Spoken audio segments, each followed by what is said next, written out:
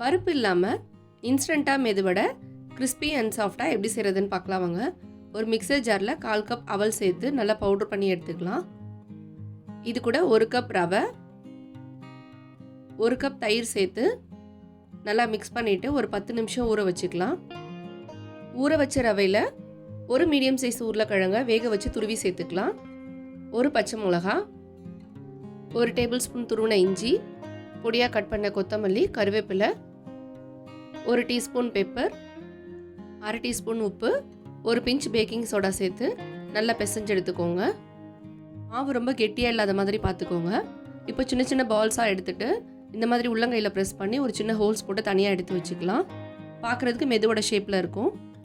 இப்போ ஆயில் சூடு பண்ணி மிதமான சூட்டில் வச்சுட்டு ரெடி பண்ணி வச்சுருக்க பீசஸை ஒன்று ஒன்றா கேப் விட்டு சேர்த்து 2 பக்கமும் கோல்டன் ப்ரௌன் ஆகிற வரைக்கும் ஃப்ரை பண்ணி எடுத்திங்கன்னா சூப்பரான இன்ஸ்டன்ட் மெதுவோட ரெடி.